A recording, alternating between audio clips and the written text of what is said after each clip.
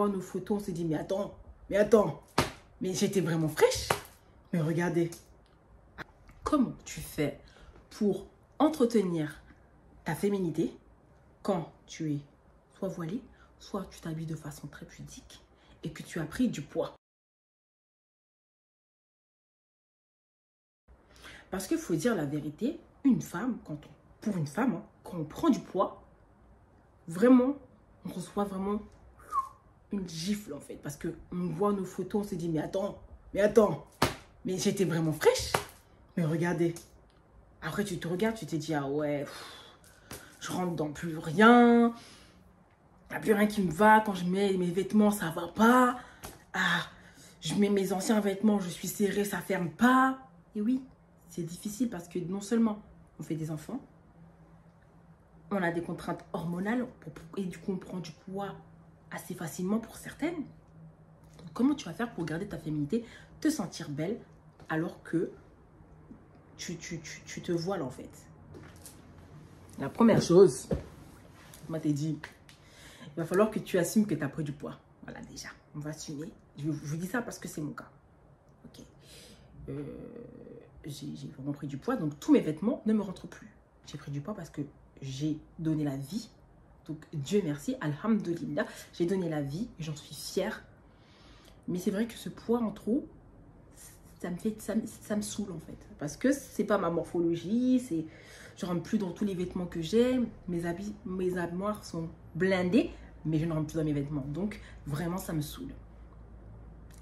Ce qu'il va falloir faire, c'est bien de te regarder dans le miroir et d'analyser déjà ta morphologie, elle est comment aujourd'hui. Et à partir de là, acheter des vêtements. Il y a deux types de vêtements. Ce que tu vas porter dehors et ce que tu vas porter à la maison. D'accord? Donc, comme ça, tu vas te sentir belle chez toi. Et quand tu sors, tu te sentiras également belle et tu te sentiras à l'aise avec toi-même. L'erreur que j'ai voulu faire, je me suis dit, j'achète aucun habit. Je vais maigrir vite. Et je vais remettre mes habits. Parce qu'il est hors de question que mes armoires soient blindées comme ça. Et puis moi, je rachète des habits. Ah non. J'ai insisté. J'étais mal à l'aise dans mes vêtements. Parce que j'étais quand même serrée. Et du coup, je me sentais mal quand j'étais dehors. À la maison, ça va. Mais quand j'étais dehors, je me sentais trop mal.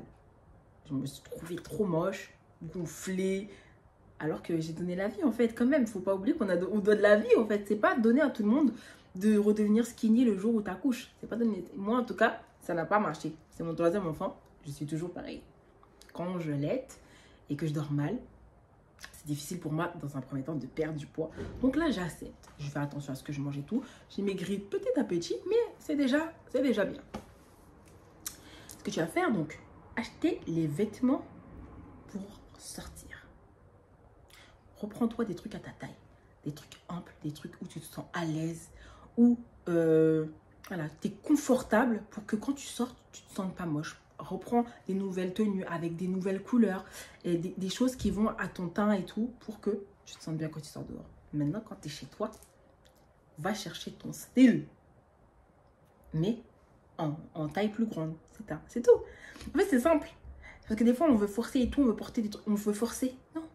Vivons la vie que nous avons.